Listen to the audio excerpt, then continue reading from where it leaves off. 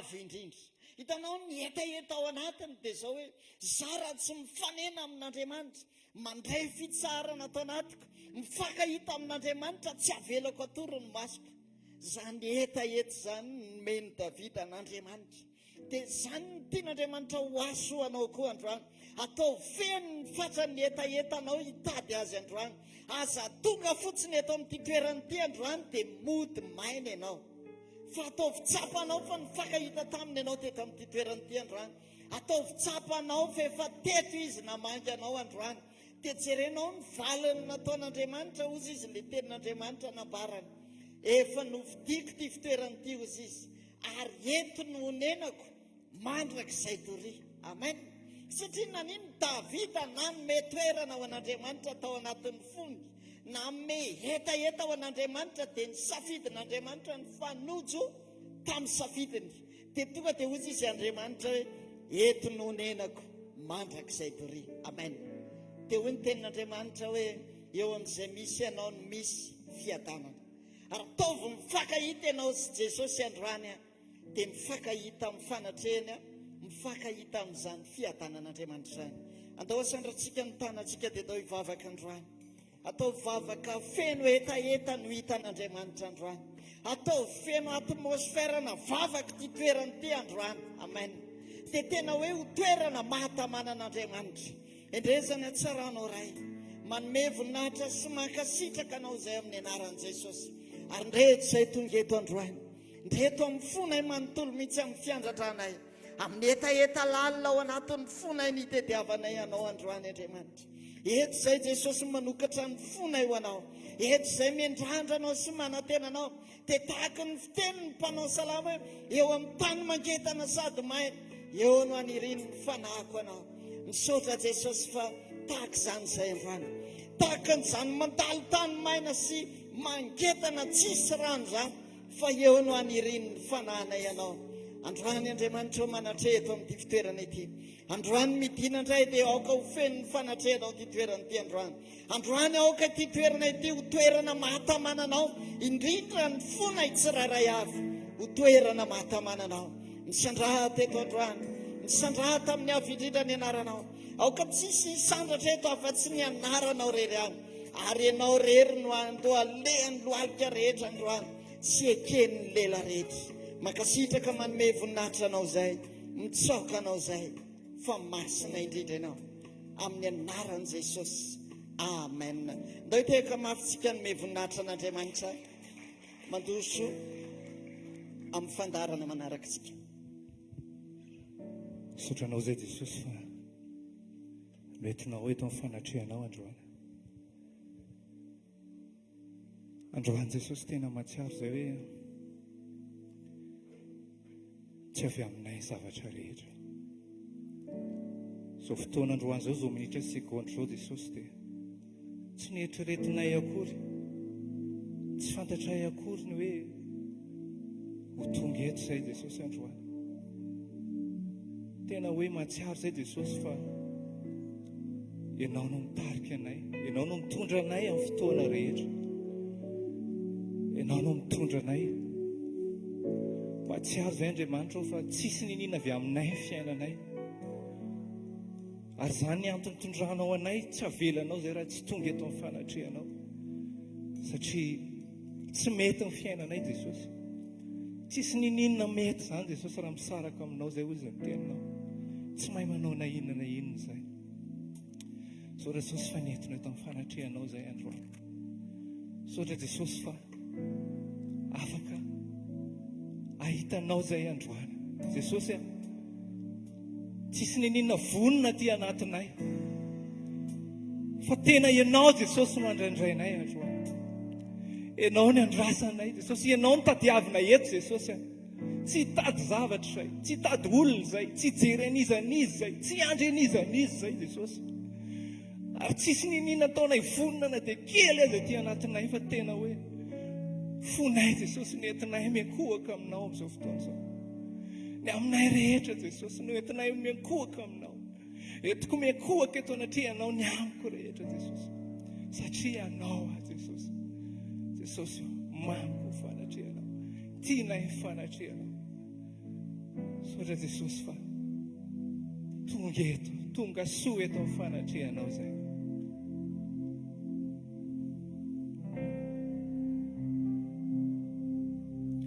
Ny mitoetreo aminy fanatrehanao, tompo no iriny foko, ny banjiny indray ny vonina hitrao, iankokeo atongotrao. Ny mitoetreo aminy fanatrehanao, tsika rehetra, tompo no iriny foko, ny banjiny indray ny vonina hitrao, iankokeo atongotrao. Eo anilanao foana no tiako izay, iankina amin'ny fitiavanao, tsy hitady toeraka fa sambatra, tompo ny fanatrehanao, ampiray ny fanatrehanao. Ny toetra ny fanatrehanao.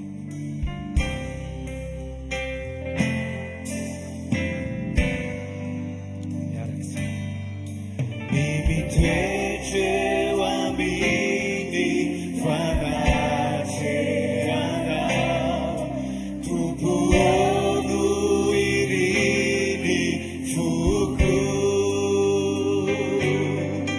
ny banjiny indray ny vonina hitrao, iankokeo atongotrao.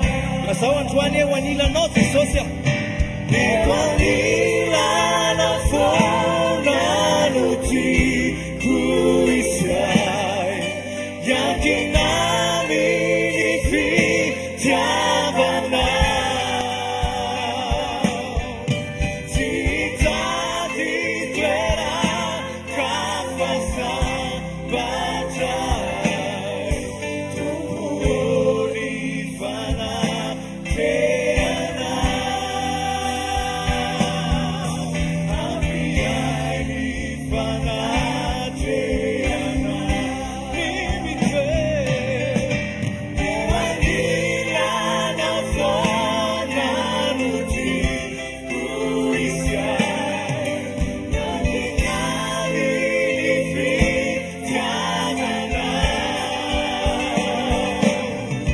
tsy hitady toeraka fa sambatra, tompo ny fanatrehanao, ampiray ny fanatrehanao,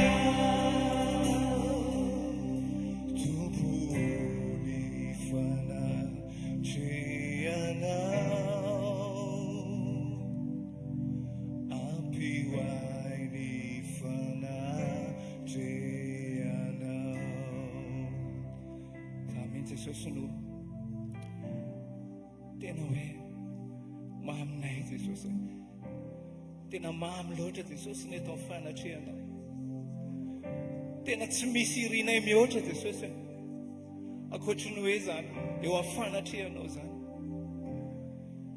tena tsy misy tianay mihoatra Jesosy, mihoatra zany hoe miombona aminao zany. Sotra Jesosy fa ny antony havelomanay dia ny toeranay mandrakariva eo amin'ny fanatrehanao, mba iombonanay aminao amin'ny fotoana rehetra, tsy amin'izao fotoana izao ihany Jesosy, fa amin'ny andavanandro mpiainana rehetra na alina na atoandro na hariva na maraina Jesosy dia rehefa eo mifanatrehanao zay Jesosy dia miaino anay ianao rehefa miantso anao zay Jesosy dia mamaly anay ianao satria eo amin'ny fanatrehanao zay fa rehefa lavitra anao zay Jesosy dia tsy miaino ianao satria lavitra amin'ny fanatrehanao zay androany Jesosy dia afaka mahazo antoko izay fa raha iantso anao zay Jesosy dia miaino tokoa ianao afaka mahazo antoko zay Jesosy satria eto amin'ny fanatrehanao fa raha iantso anao zay dia mamaly anay ianao isaky miantso anao zay Jesosy dia mbola teo foana ianao na dia tena tsy tanteraka zay Jesosy tena maro ny zavatra mety mbola tsy famendrehanay Jesosy fa nefa isaky miantso anao zay Jesosy dia mamaly anay ianao dia miaino anay ianao misaotra Jesosy androany Jesosy dia miantso anao zay tonga eto zay Jesosy hitady ianao tonga eto zay Jesosy hiandrandranao rery Jesosy tsisy nizaniza ilainay tsisy nizaniza indraindrainay akoatra anao Jesosy misaotra Jesosy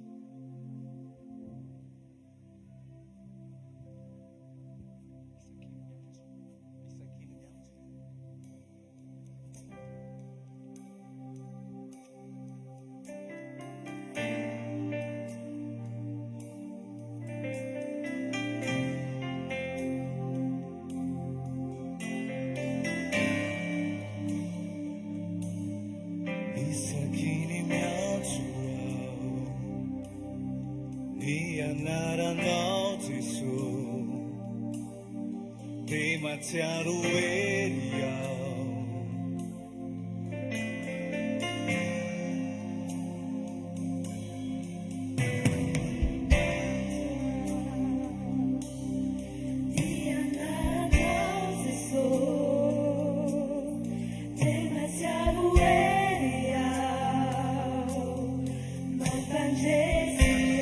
Fetsika ihany zany isaky ny miantsoa ny anaranao Jesús dia mahatsiaro ery aho mampandresy aho fetsika ihany isaky ny miantsoa ny anaranao Jesús demasiado veria mapaeria isakini mianzua demasiado no Jesús mapaeria mapaeria isakini mianzua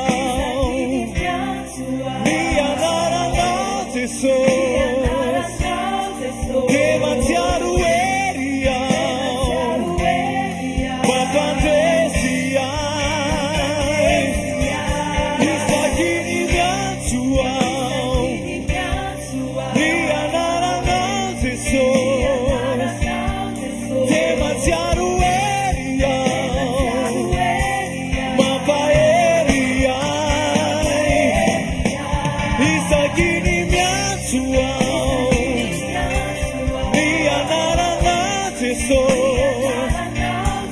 demasiado eria mapaeria la fou paeria manadesia vobudia nunifidiavana padesia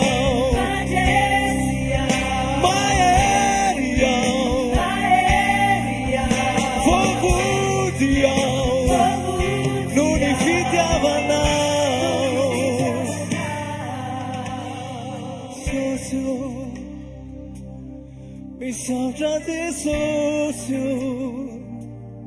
mi saotra anao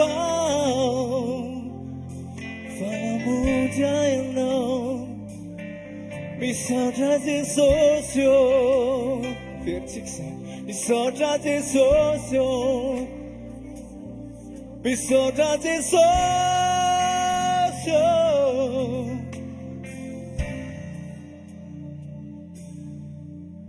Pandresy aho mahery aho vovonjy aho noho ny fitiavanao mandresy aho mahery aho vovonjy aho noho ny fitiavanao mahery aho mandresy aho vovonjy aho noho ny fitiavanao fetika farany mandresy aho mahery aho vovonjy aho noho ny fitiavanao misaotra Jesosy misaotra Jesosy misaotra anao fanovontenao fanovontenao fanovontenao favovontinao misaotra Jesosy tiay anao tiay anao tiay anao Jesosy vovonjy aho misaotra Jesosy fa tena tianay loatra ianao tena mahatsiaro zay Jesosy fa raha tsy nafony ainao ianao dia tsy voavonjy tokoa zay mahatsapy zay Jesosy fa manana antoka izay fa voavonjy satria ianao no miazana na isan'andro manana antoka izay Jesosy natongavana eto Jesosy dia tena hoe tsisy avy aminay tokoa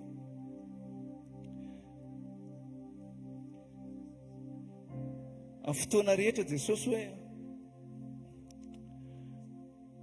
mieritreritra izay hanao zavatra anankiray nefa Jesosy rehefa tsy eo amin'ny fitarihanao dia tena tsisy ninona mety Jesosy fa rehefa eo ianao Jesosy dia amin'ny fotoana izay Jesosy mamotsitra ny aminay ka manaiky tena mazanaka anay Jesosy dia ilay manaiky tarihany fananao masina fa tsy ampy tokoa ilay hoe manana anao zay Jesosy dia efa zanakao fa ny tena afantaranay fa tena zanakao zay dia tarihany fananao masina androany Jesosy dia tonga eto izay dia foaziny ao anatinay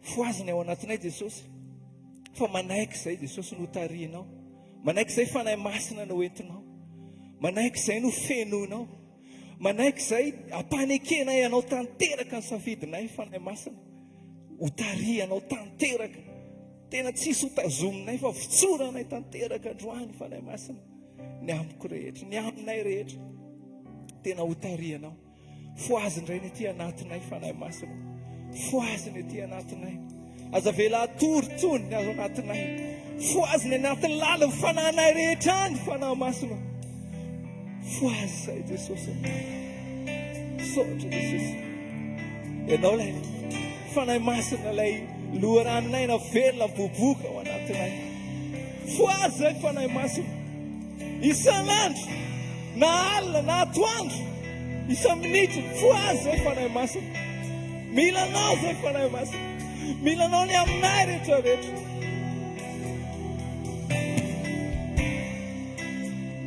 Jesosy misaotra Jesosy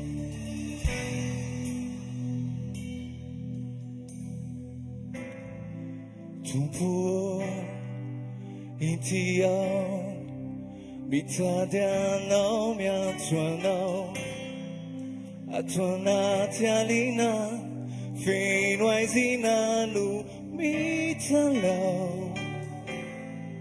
mirehitra ny taetako fantatra ny faniriko raha resy tory ny fanaiko teo taitra antifo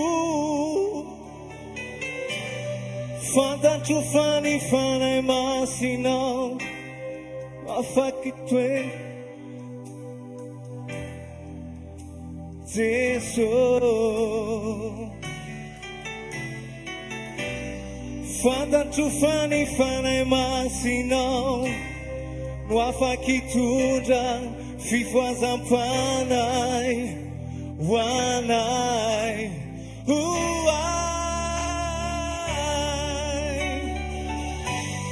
foazy ao fanahy masino sokafy ny masony fanaiko kasio fenoy usura miny usutrao ao fa tefo ahitanao miaraksika tompo ity ao mitady anao miantso anao ato anaty aliana feno aizina no mitalao mirehitra ny taetako fantatra ny faniriko raha resy tory ny fanaiko teo taitra antifo fantatro fa tsisy afatsy anao mahay manefy izao faniriko izao Jesosy fantatro fa ny fanahy masinao afaky tondra fifoazam-panay hoanay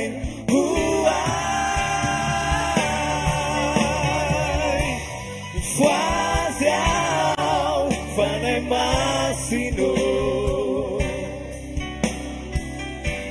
sokafy ny matsony fanaiko kasio fenoy usury aminy usutrao ao fa tefo ahitana foazy ao fanahy masino sokafy ny masony fanaiko kasio itray kasio fenoy usury aminy usutrao fa tefo ahitanao asaky ianao ivavaka am'izao fotoana zao tena tangatapana masina androany foazy afanahy masina zay mbola matory rehetra ny anatiko any zay mahatonga anao mbola tsy mety hafa fo mahatonga anao mety mbola tsy mandroso mahatonga anao mety mbola tsy fantatra hoe inona ny antony fangatao fanahy masina androany amoa anao tanteraka amin'ity fotoana ity mila anao zay fanahy masina foazy zay fanahy masina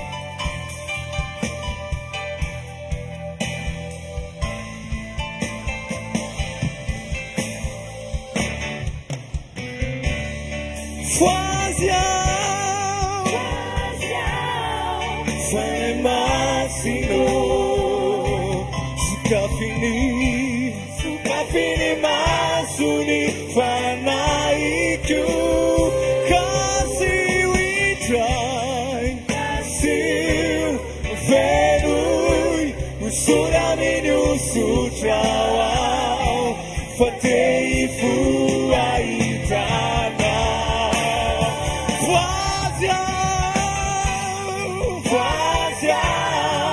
fanahy masino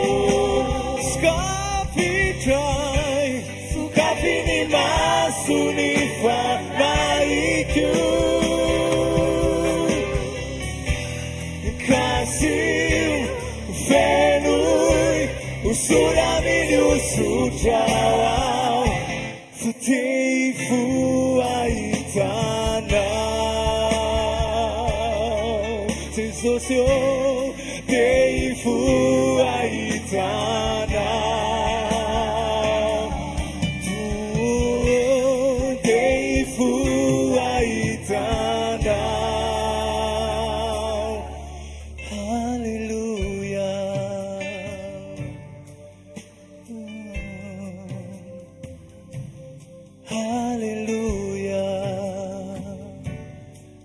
Nous vous fêtons la tique. Alléluia. Mais sans transition. Alléluia. Mais sans ta fin et massino.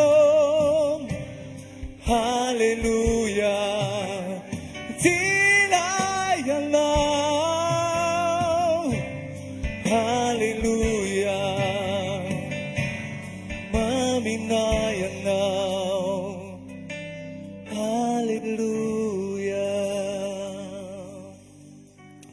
Jesosy tonga eto izay androany tsy mivijoronay Jesosy no inona tsy izay ivelany Jesosy tsy mifeo anay Jesosy tsy ny hira taonay Jesosy fa mifonay Jesosy fonay Jesosy no entinay eto aminao izao fotoana izao toe-ponay manaiky anao ansafidy ny tadiavinao aminay Jesosy fa tsy ny fijoroanay tsy ny zavatra ivelany rehetra tsy ny fiakanjonay tsy ny hira izay ataonay fa fonay toe-ponay eo mpanaovana izany Jesosy androany Jesosy dia toe-po mankatony tadiavinao aminay raha indray ny teninao izay rehefa feo tsy misy fepetra toe-po mankatony tsy misy fepetra tsy misy calcul fa tena toe-po manaiky fotsiny Jesosy toe-po mahatoky ianao Jesosy no andrasanao aminay ary toe-po miankohaka aminao tanteraka dia tsy izay Jesosy miampiankohaka ny aminay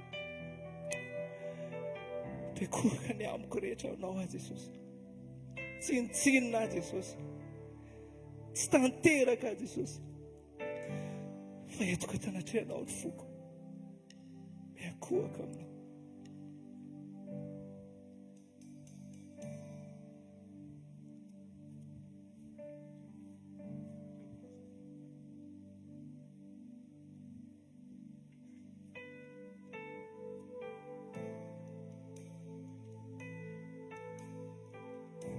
Tena tsy mora Jesosy mankatoy tokoa rehefa ianao no miteny fa nefa izany toe-po andrasanao aminay dia izay manaiky fotsiny Jesosy misy zavatra tsy takatry ny sainay misy zavatra tsy eritreretinay nefa efa heverinao mihoatra efa mihevitra mihoatra ianao Jesosy fa tianao fotsiny izay anginaiky izay ankatoy tsy moramora ny mankatoy manefy ny sitrapo mandany tenako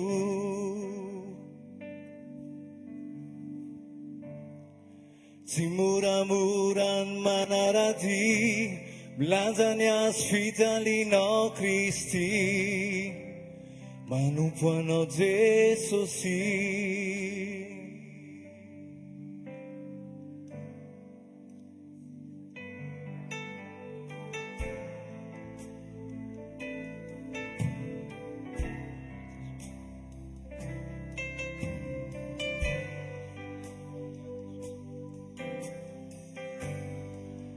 tsy voatery ampifaly ahy ny nofoko mangay ahy fa mazovana ny fanahy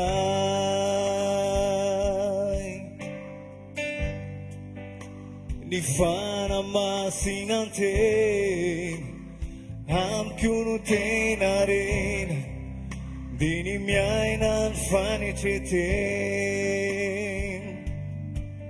miaraka tsika fa raha ny lalanao no lalako zay sitrako no sitrako ny herinao no heriko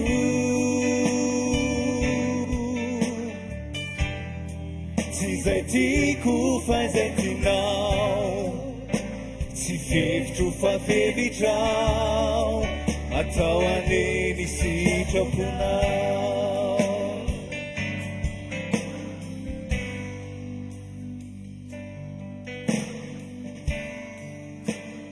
Za mihitsy Jesosy,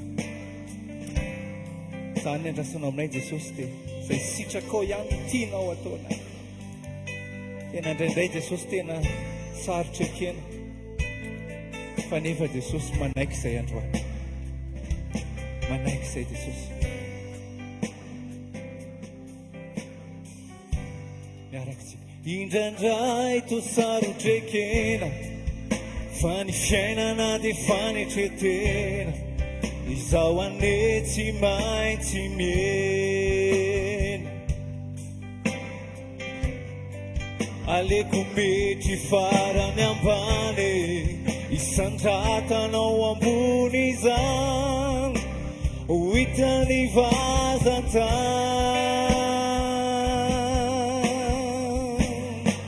Fa raha ny lalanao no lalako, sitrako ny sitrako, ny herinao no heriko.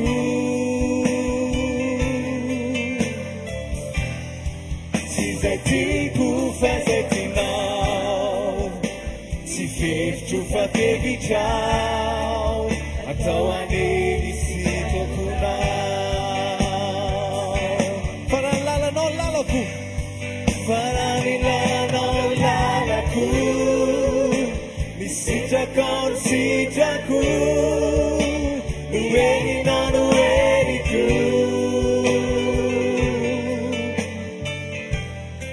Tsy izay tiako fa izay tianao, tsy fevitro fa fevitrao atao aneny sitraponao. Ko inona natahorako? Koa inona no atahorako? Raha ianao no ato anatiko, ko inona no mampanay amin'ny heriny fanahy, andro soao tsy aia.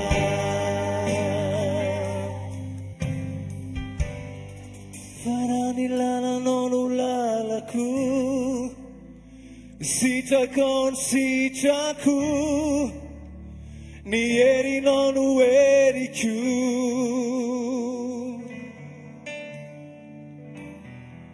Tsy izay tiako fa izay tianao, tsy fevitro fa fevitrao atao aneny sitraponao.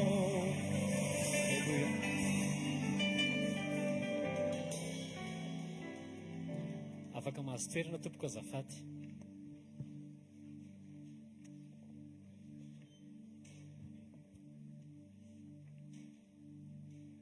Tompoko, voninahitra ho an'i Jesosy ny atsotroko volombely eto. Tsy haiko fa misy atantolo zavatra rehetra. Tena hoe tsy kisendrasendry izao rehetrarehetra androany izao.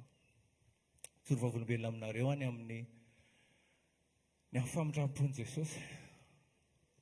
Tena fitiana fofo dia famatona be any no fa tokony hanao zavatra ho an'i Jesosy.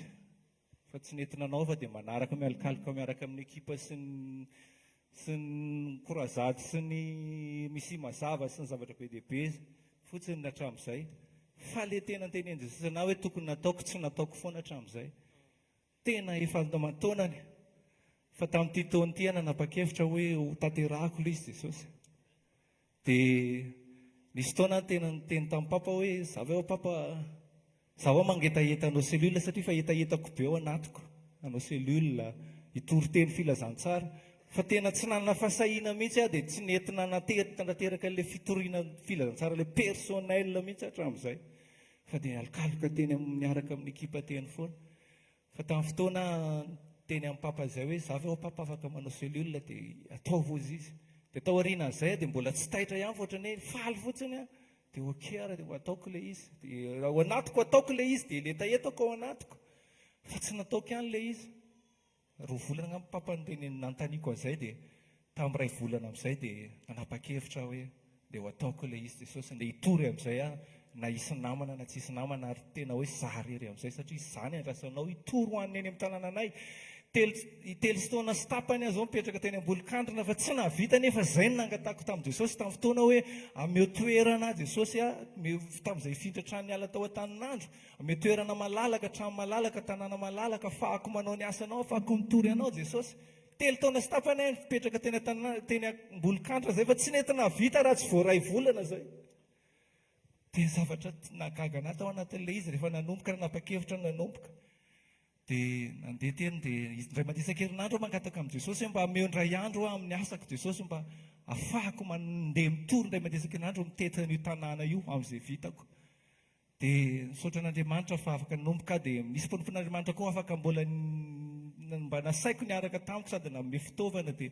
tena hoe soraka an'Andriamanitra fa miara-miasa ny zavatra rehetra dia navita 2 semaines dia tamin'ny talata tamin'ny herin'ny talata tamin'ny 4 maraina dia tao anaty nofy ohatran'ny hoe niditra tanaty tomobila dia rehefa niditra tao anatin'ilay tomobila dia ohatran'ny tomobila ohatran'ny atosy kely ilay tomobila ohatran'ny hoe atosy dia niditra tao dia rehefa tafiditra tao dia gagabe fa todika any aoriana indray any tafatodika efa tsy mipetraka normal makany amin'ny devant dia ilay malina n'ilay tomobila misokatra dia lasa nanakatra an'ilay malina dia andeha nakatona an'ilay malina dia voakatoko ilay malina zay vao tonga saina ary za tika makany aoriana dia niodina amin'izay aho zany dia gagabe fa miforotra indray ilay seza ho aloha dia tsisy hipetrahako hoe andeha hipetraka normal dia nanakisaka an'ilay seza indray namotra ilay an'ilay seza ohatr'izao eo ampanaovana an'iny nanomboka sepotra nanomboka tsy nazy ho aina nanomboka tena ohatrany hoe tsy nisy rivotra ntsony niditra tamin'ny vavoriko sy tena tsy niaina ntsony dia nezahako mafy be ilay izy dia voavahako ihany dia nisy kitapo teto ilako teto dia mibana an'ala izy satria za hanentsika ilay varavarakely satria tena natsiaro sepotra dia hanentsika ilay varavarankely dia tsy voavoaka ilay varavarankely dia nibataiko ilay kitapo dia tena navesatra mihitsy nibatako ilay kitapo satria tena ihany koa efa ohatrany efa tsy avy miaina ntsony aho dia voabataka any ilay kitapo dia andeha hanentsika indray hanokatra ilay varavarankely mandra-patakatra nanakarako ilay izy ohatr'izao efa nitambotsitra za nitambotsitra iny tena oza Jesosy zay ve sitraponao amiko dia tena oza manaiky Jesosy raha zay sitraponao dia tonga dia taona ty tonga dia niaina ohatr'izay dia tonga dia sady taitra dia natsapako hoe tena izy ilay izy fa tsy nofo ntsony satria tena mbola tsy nahazo aina be fa mbola sepotra be tsetsina be tao amin'ny tratrako tao tena henoko hoe tena tsy avy niaina ntsony mihitsy tena tsy haiko hoe firy minitra sa firy segondra zany tsy niaina teo dia taitra amin'izay dia mipetraka dia rehefa mipetraka amin'izay teo ambofandriana dia mivavaka dia zao ny zavatra namanginy tompoanahy hoe zavatra nandresy lahatra tao anatiko hoe tena tomany amin'izay Jesosy tena famindram-ponao tsy nahafaty aho fa tena very Jesosy kay raha ohatra ka maty teo zany tena sura ho aza fa very teo natsapako hoe very teo natsapako zany hoe lanjan'izany hoe ianao miaina zany hoe tena ohatra zany ka rehefa tena tsy miaina ntsony kay ianao io tena oza Jesosy tsy embotra ntsony satria za nanao voaty amin'io hoe tsy janona ntsony fa indray mandeha isan-kerinandro isaky ny larobia azoko atao dia tsy maintsy mandeha mitory dia tena natao ohatrany hoe tsy haiko na atako na tsy fantatro ntsony fa tena hoe zay zavatra nitranga dia tamin'ny talata teo indray hamonjy sekoly aho tsy maninona za tsy marary tsy maninona fa andeha nanatra mpianatra voatotra mpianatra dia nidina ao any amin'ny sekoly mandra-patongako amin'ny sekoly manomboka fahafa indray ohatrany tsy mahazo aina dia ohatrany teandreo dia ohatrany fanina dia ohatrany reraka dia misy migraine be ny lohako io dia lasa mipetraka tao amin'ny sekoly dia za zany programako hoe amin'ny valy sy fefany mialy atao amin'ny sekoly fa amobirao amin'ny valy sasany ampiasana fa tsy maintsy miasa dia rehefa mipetraka nefa tena ianiko hoe tena tsy ao ntsony miolana eo ambony seza eo amin'ny sekoly dia efa tsy mahazo aina ntsony dia avy eo nandeha ny tenin'Andriamanitra dia avy eo pasteur John teny hoe hivavaka ao amin'ny marary efa avy eo dia oza za Jesosy tsy andeha indray amin'ny valo sefana fa hiandry anao eto aho fa za tsy haly eto raha tsy sitranao aloha fa za ve nentiko andeha hiasa Jesosy dia zany koa fa Jesosy ny ahoana ny afahako hitory indray raha pitsy raha marary fa za androany Jesosy afaka andray fanasitranana eto androany. Dia tao anatin'izay vita mivavaka vita ny fotoana ny sekoly iny dia vita mivavaka iny andeha hivoaka hidina tohatra manomboka sava lala daholo hoe migraine verina salama be ny vatako tena hoe voninahitra ho an'i Jesosy. Dia izany rehetrarehetra izany tena hoe natsapaka tao anatin'ilay izy hoe misy zavatra hitondran'Andriamanitra antsika io fa mila mandeha tsika, mila mandroso tsika, dia mila mijoro tsika, dia mila mandroso fa tsy mahazo mijanona intsony tsika, tsy mahazo mijanona intsony tsika. Ary ao ambadiky n'izay fandrosoana sy fijoroana izay dia misy fitantanany misy fitondrany mahagaga ary ny fahasoavany ihany koa. Tao ambadika izany tao anatin'izay iray volana nanaovana izay asa izay ny asa manokana izay tena ny zavatra tsy takatra ny sainao ataon'Andriamanitra ny fiainana. Raha ny karamanao tsy mahavitanao fa manao calcul tena anao fananiana mihitsy mandray notiny dépense-nay fa tena jereko fa tena ho za hoe reto karamako fa reto fois 3 mihoatra n'ilay karamako fahasoavana. Tena voninahitra ho an'i Jesosy fa tsisy avy aminay zany. Tena Jesosy ny ao ambadika izany. Noteko mafy ho an'i Jesosy tsika témoignage farany. Alleluia. Miarabantsika tsirairay eto amin'ny anaran'i Jesosy. Voalohany indrindra nampitombon'Andriamanitra iray ny taonako tamin'ity volana ity. Mipetraka eo dia natsiaro ilay teny nampianarina nalefany Jesosy tamin'ny herinandro hoe mila misaotra tsika. Dia nangitangitaka be foana ny tongotry hoe mitombo iray ve ny taona dia tsy hisaotra. Dia mitsangana dia ohatrany misy mitazona dia mitsangana dia ohatrany misy mitazona. Tsy lasa ty dia lasa nandeha moramora nanantona ny paster. Misaotra an'Andriamanitra fa tafajoro eto fa be dia be ny zavatra tokony hisaoran'Andriamanitra na dia faran'izay kely ary dia hisaorana anazy foana satria voalohany indrindra fa izay voalohany faharoa dia tamin'ilay accidenté tamin'ny volana février tsy nihina mpanafody mihitsy na dia kely ary fa nandeha ny teny dia nampiasa an'ilay teny amin'ny finoana dia sitrana somatsara tsy nisy na kely ary hoe fanafody nohanina fa tena hoe saoran'Andriamanitra hoe tena hoe teo foana izy zany. Fa telo manarakarak'izay rehefa niresaka tamin'Andriamanitra dia izao noteneniny hoe misy zavatra mpanaoviko anao dia inona ho ilay izy dia hoe mandany ianao manantona an'ilay cousin-nao izay sy ilay cousin-ko nefa amin'io tamin'ny tsy fahalalana taloha zany dia mikomonjy foana zany ilay izy. Dia tamin'izany mbola tsy nahalala ninina dia totondry foana ny mandeha. Dia rehefa mandeha moa zany ilay teny eto dia resaka toetra. Dia rehefa voatefitefy eo zany ianao zany dia lasa misy teny anao zany dia hoe mandany ianao manantona anazy dia miresaka amin'i Jesosy tsy ho vitako izany. Sarotra be zany za ve tsy nanao ninina dia za indray ny andehanao an'izany. Mandana fa tsy vitanao zany fa za ozy izy mandeha alohanao.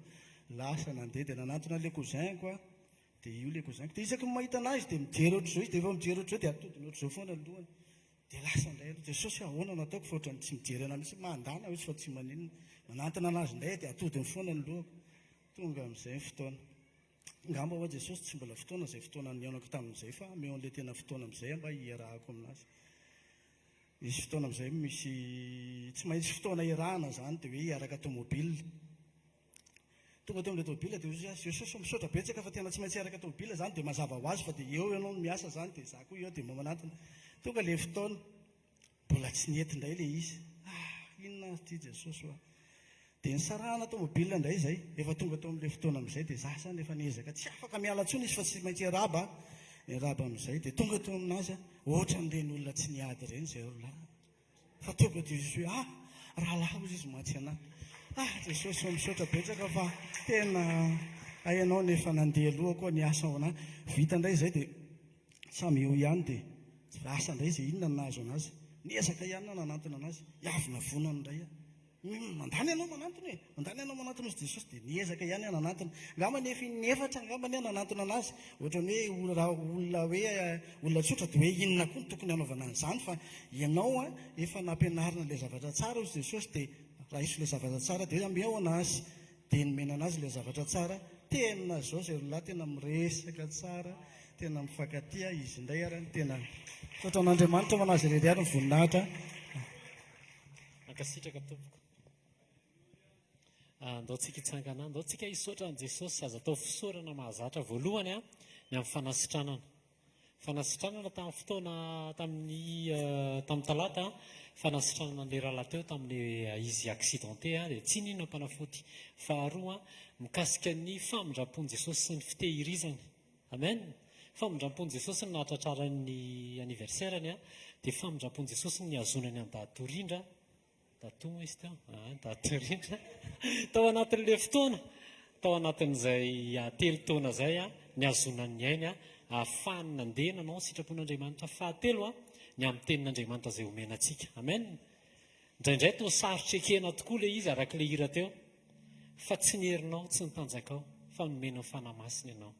Dia mila manaiky fotsiny asan-drato ary ny tananao dia ndao tsika hisaotra an' Jesosy. Jesosy mankasitraka anao zahay, misaotra feno Jesosy misaotra noho ny amin'ny fanasitranana. Misaotra Jesosy fa tsy voatery minam-panafody zahay, fa mandefa teny ianao mba anasitrana anay tsirairay avy. Misaotra ny amin'ny fanasitrananao ambadiky ny teny, misaotra ny amin'ny fanasitrananao ambadiky ny fampiasana finoana ihany koa. Misaotra Jesosy fa ianao no mampiasa, ianao no manasitrana amin'izany rehetrarehetra izany. Dia misaotra Jesosy ny amin'ny famindramponao izay mbola miazona anay tsirairay avy. Eny an-dalana miroso miazakazaka makany amin'ny fataterana tokoa zahay, kanefa ao anatin'izany dia amindranao fofoana Jesosy, mba ho tonga amin'ilay ao am-ponao, mba tsy hahatonga anay ho very amin'ny fotoana any anonitra ampetra na isehonao eny amin'ny raho any lanitra. Jesosy mankasitraka ny amin'ny tombonandro, omenao anay tsirairay avy, fa isan'andro dia aniverseranay foana Jesosy, satria omenao tombonandro vaovao foana izahay. Ary misaotra noho ny amin'ny fitiavanao, misaotra noho ny amin'ny fahasoavanao, tsy ny karama no ampy anay, fa ny fahasoavanao no ampy anay. Dia Jesosy mankasitraka ny amin'ny zavatra rehetrarehetra. Misaotra Jesosy fa tsara aminay ianao, misaotra ny amin'ny teny izay omenao anay tsirairay avy, fa mampianatra anay ianao hitovy aminao, mampianatra anay ianao hankatoy fotsiny Jesosy tsy voatery ho vitan'ny herinay, fa miaraka amin'ny fananao masina dia mety ny zavatra rehetrarehetra. Misaotra Jesosy fa tia anay ianao, misaotra fa mampianatra anay foana ianao. Raisy ny voninahitra mandrakizay amin'ny anaran'i Jesosy. Amen. Andao tsika itiaka mafy hidirantsika ao anatin'ny teny andraisantsika amin'ny mpanompon'Andriamanitra.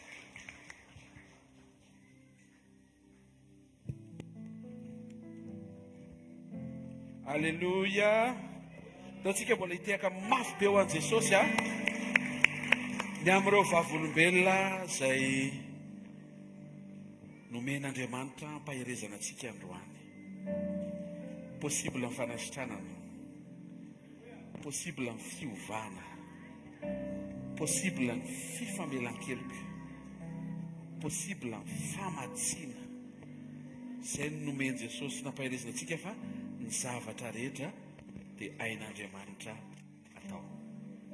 Mamarana ny volantsika rapitso, fandroantsika dia efa hitondra sahady ny fisaorantsika an'Andriamanitra. Be dia be no famaofao tao ny zavatra mety nafinaritra anao tao mety hoe tsy voatery hoe nafinaritra, fa ny zavatra nampianaran'i Jesosy teo izy hoe misaora ao izy amin'ny zavatra rehetra.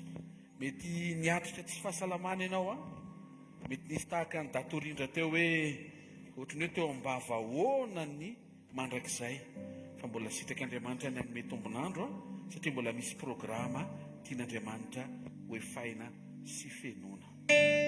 Tsangan'ny tananao dia sokafofonao any tompo isaory azy ny mois de mai iray manontolo. Mety ho tarihan'ny fanamasina hanampy ianao amin'izay taribavaka tokony ataonao manokana ho amin'ny fiainanao. Isaory an'Andriamanitra ny famatsiana rehetra na avitanao an'ity volana teo amin'ny fiainatokantranonao. Mety niasa ianao dia nahazo tambo-karama, isaory izany. Nisy taona ihany koa fampahitana fitiana ataon'Andriamanitra na tonga dia izay ilainao no ataony feno eo amin'ny fiainanao.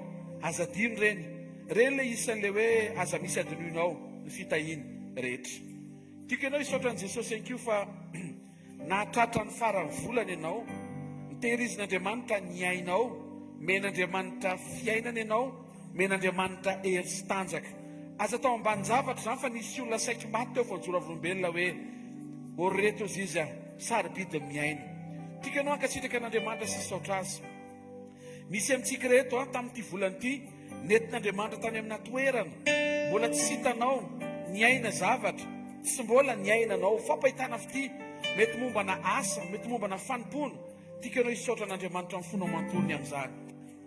Hisaotra an'Andriamanitra amin'ny fiainana-tokantranonao, ny vady aman-janakao, ny fianarany ankizy, na ny fianaranao, na mianatra eto Antananarivo sy eto Madagasikara ny zanakao, na mety nomen'Andriamanitra privilège sy opportunité an'io fianarany ampitan-dranomasina.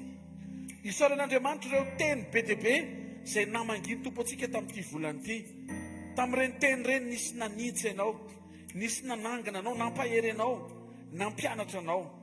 Tikanao mbola ho fahafatana dia hisaotra an'Andriamanitra fa misy vavaka izay nataonao tamin'ity mois de mai ity, dia tena nivaliany Jesosy tamin'ilay pointure n'ilay nilanao azy. Tikanao mba hankasitraka an'Andriamanitra ny amin'izy ireny. Misaora azy fa Andriamanitra mahatoky izy, mpiainy vavaka izy ary mpamaly vavaka izy. Misaora an'Andriamanitra fa misy zavatra izay nisedra hainao dia nampandresen'Andriamanitra ianao. Nisy olana izay tena hoe ohatrany tsy hita intsony izay anaovana azy fa tamin'ity mois de mai ity nosokafan'Andriamanitra ny lalana dia nivahany soamatsara izany. Hisaora Andriamanitra ny fonao ray manontolo. Misaotra ray amin'ny anaran'i Jesosy. Mankasitraka anao ny fony manontolo izay ny amin'izao famaranana ny volana izao, ny amin'ny fatokianao miaraka aminay, ny amin'ny fanatrehanao manotrona anay, mitahiry, miazona anay. Mankasitraka izay ray amin'ny anaran'i Jesosy. Amen. Mitiafa mafy an'Andriamanitra ho voninahitra ianarana iray any izany fitiafantsika izany tena akaikinao tonga soa eto amin'ny fanatrehan'Andriamanitra hoe manana teny ho anao Andriamanitra hoe atao voarainao le teny hoe afaka hoentinao mamakivaky fiainana hoe dia ho tahian'Andriamanitra ianao hoe amen. Mazaho toerana vetivety ary. Mbola amin'ny fifaliana no iarahantsika eto amin'ity takarivo ity izay inoko fa hisokatra ny fontsika andrehan'Andriamanitra, ahita an'Andriamanitra, hifankahita amin'Andriamanitra ary hiombona amin'Andriamanitra. Ao anatin'izao akatoko ny fiverenan'ny mpampakatra izao dia misy vagina tsy finoana, misy rivotra na tsy finoana amin'ny tsoka ary mitondra fiemorana, mitondra fangatsiahana, mitondra fiverenan-dalana. Zoro eto manahitra anao an-trano hoe tandremo fa mety miteny ianao hoe ny hafa ny tratran'izany, fa mandondony eo ambaravarana isa-tokantrano izany rivotra izany. Raha voarenao fotsiny hoe miena ny fahavitrianao anatrika fotoana dia hiteny aminao hoe fa manomboka tratran'ilay virus ianao fa tandremo. Tandremo. Raha toka renao izany dia hoe teo anatrehan'i Jesosy ny fonao mba ho arehetr'Andriamanitra vaovao indray ny afo ny fientanentananao ny amin'izany hoe eo amin'ny fanatrehan'Andriamanitra izany indray. Anio manokana antsika dia men'Andriamanitra loha hevitra anankiray nampitondraina ny lohateny hoe fanatrehan'Andriamanitra miresaka. Fanatrehan'Andriamanitra miresaka. Tsy hoe fanatrehan'Andriamanitra mampahery fotsiny, fa fanatrehan'Andriamanitra te hifampitafatafa aminao, te hifampiresaka aminao, te haheno ny resaka ataonao ary te hiresaka aminao. Tsy le hoe fanatrehana tonga dia mandrava ny sakana sy tonga dia mampandresy be fotsiny, fa fanatrehan'Andriamanitra te hiresaka aminao. Tsy hoe fanatrehan'Andriamanitra mitondra ny fahafenoany valo mibavaka amin'ity takarivo ity, fa fanatrehan'Andriamanitra te hiresaka aminao. Ny fiarahana amin'Andriamanitra dia fiarahana ao anaty fifampiresahana. Dao tsika hijery nefa ny présence an'Andriamanitra na ny fanatrehan'Andriamanitra dia présence miresaka. Amin'ny teny frantsay izy dia hoe présence conversationnelle. rehefa eo amin'ny toerana anankiray Jesosy dia miresaka izy. Dia ianao mila manetaeta ny resaka aminy ihany koa.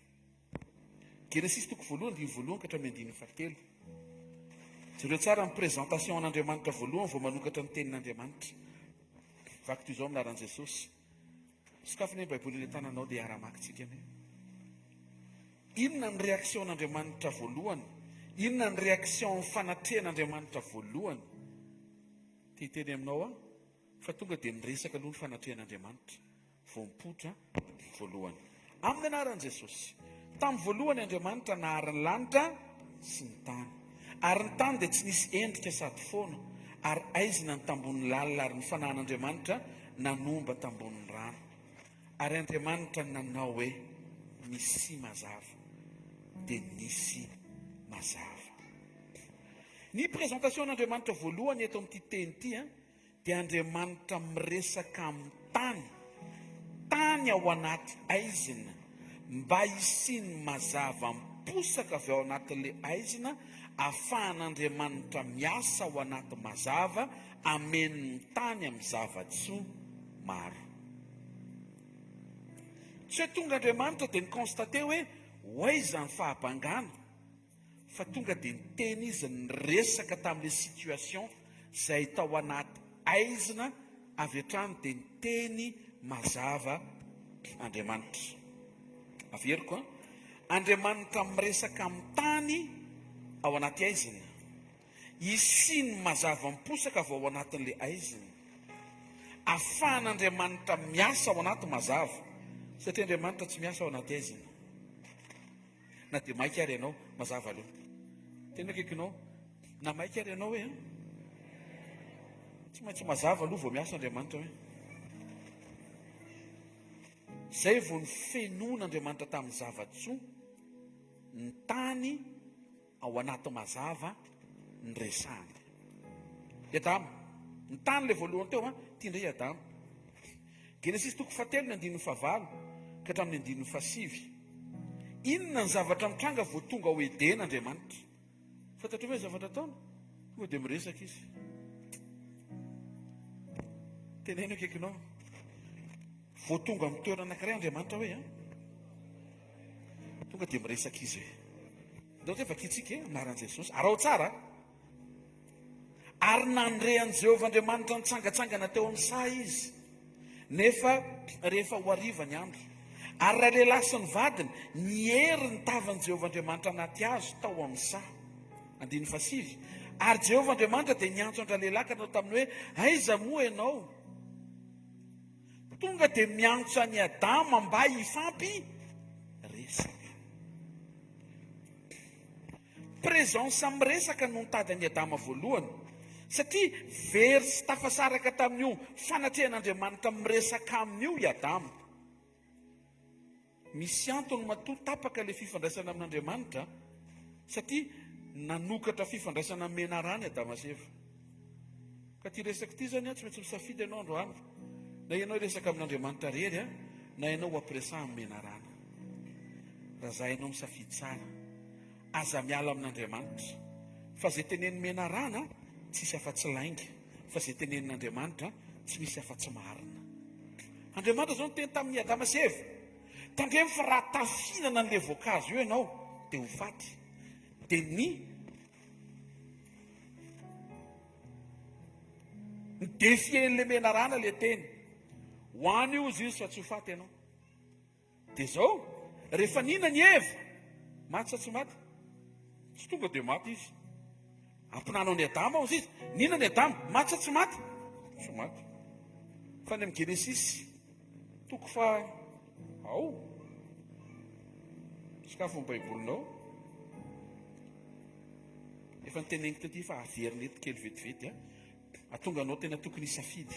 Araka ny tenin' Jesosy hoe manamasina azy amin'ny fahamarinana, fa ny teninao ny fahamarinana. Genesis 5:5 amin'ny anaran'i Jesosy Kristy avy Nazareta. Ary ny andro rehetra ny ainan'i Adama dia 370 taona dia maty izy. Firy taona hoy ny Adama? 370 taona. 930 ans. Nandritry ny 930 ans namindra fo Andriamanitra. Fa rehefa vita ny taona ny fahataterahana, tsy maintsy mitranga le teny. Rehefa maty Adama, le menarana marina sa Andriamanitra ny marina. Mino fa na Eva ary mety niasa saina. Matetika mantsy ny lehilahy no lasa alohan'ny vehivavy. Fa raha ataontsika hoe Eva koa no maty talohany, mety gaga ny zanany hoe fa tomaty. Nefa hoe verina fa tsy ho faty. Ka te laza aminao a, izay lazain'Andriamanitra raiso. Fa izay ny fahamarinana, tsy hamitaka anao. Tandremo, fa menarana mbola mampiasa an'izay tiany ampiasaina mandrakandroana. Mandefa rivotry ny lainga izy. Andraikitra ny manda hoe tsy avy amin'i Jesosy zany, satria tsy zany ny teneny ny tenin'Andriamanitra. Fa zany avy amin'i Jesosy dia raisiko. Tafasaraka tamin'io fanatrehan'Andriamanitra miresaka io Adama sy Eva, satria ny safidy izy ireo ny iresaka amin'ny menarana. Raha tsy tapaka io fifandraisana ara-pifampiresahana tamin'ny fanatrehan'Andriamanitra io, dia mety mbola niresaka tamin'ny fanatrehan'Andriamanitra Adama sy Eva. Mety ny teny izy hoe hono Andriamanitra tsy tokony tonga dia nandray fanapa-kevitra izy hihinana. Fa afaka niandry izy ny fahatongavan'Andriamanitra tamin'iny journée iny, dia afaka niresahana tamin'Andriamanitra hoe niresaka taminay le menarana iny. Dia izao ny tenenina. Dia inona ny azonao nampina nefa misy zavatra ohatrany tsy azo izay le zavatra tenenina. Dia ianao ve mieritreritra fa tsy nazavain'Andriamanitra ve le izy? Nazavain'Andriamanitra le izy hoe tandremo a. Tandremo. Fa izay mitady hampivily anareo amin'izay teneniko a, dia hampidi-doza anareo. Ao ambadiky ny fifampiresahana ao amin'Andriamanitra ny misy zavatra me ho azonao ao amin'ny ao am-pon'Andriamanitra. Tsy ny fifampijerijerena no hifankafantarana fa ao anatin'ny fifampiresahana. Fa zao raha jerijerena fotsiny dia mety hijuge anay ianao. Fa raha hiresaka amiko ianao dia ho fantatrao hoe mety ohatrany ahoana ny karakterako sy mety ho fiainako. Dia tsy mety koa mijuge olona, izay aloha ray. Tsy fantatrao izy olona io. Tsy fantatrao izay niainany. Tsy fantatrao izay nilalovany. Tsy fantatrao izay niaretany. Manana ny fony Jesosy sy ny masony Jesosy. Andriamanitra anie manana lalana amonjena tsara fanahy izy ny tenin'Andriamanitra. Tsy niresaka izy mivady dia nidika izy. Fiombonana ara-pifampiresahana afaka miaro azy mivady tamin'ny fakapanahy sy fahotana, sady niantoka fiainana lavitra ny fitaky ny ota sy ny fitaky ny nofo ary fitaky ny filana raha niresaka tamin'Andriamanitra izy mivady. Meko astuce anankiray ianao. Rehefa le mitady hiverinindalana anao fahotana efa nanesoran'Andriamanitra anao iny, miandrandany lanitra dia mivavady antanio Jesosy afaka ataoko ve ty? Dia ho hitanao fa amaly anao izy hoe miareta kely, fa manomana satroboninahitra fiainana ho an'izay maharitra fakapanahy. Vetivety io miatrika ny idolony rehetra, fa raha mijoro eo ianao faly be aminao a. Andriamanitra zany miandry resahana fotsiny dia miresaka. Fa ny tsy ampy ny olona tsy miresaka sy tsy manontany anazy a, dia izy koa tsy mitady ho resahana. Ny karakteran'Andriamanitra zany a, Andriamanitra zany sady extraverti ny introverti ao amin'ny daholo zany. Eo amina toerana anankiray izy zao a, dia izy tsy mila resaka aminao hoe te resaka aminao, tsy manao an'izany izy. Mpanjakana izy. Eo izy miaraka amin'ny fanatrehany. Raha mba fantatrao fa amin'ny fanatrehany a, fanatrehany fotsiny Genesis toko voalohany vakisika eto, fanatrehany fotsiny tonga dia nisy ny lanitra sy ny tany. Miasa saina izay tsy misy eo amin'ny fanatrehany. Filozofika be zany. Kizy avy tsy misy ko hiasa saina ve? Miasa saina mba isy izay tsy misy eo amin'ny fanatrehany. Tonga dia misy ho azy ny seza ilainy izay mampalanitra ny seza fiandrianana. Misy ho azy ny fitoeran-tongony, izy fotsiny eo, mbola tsy miteny a.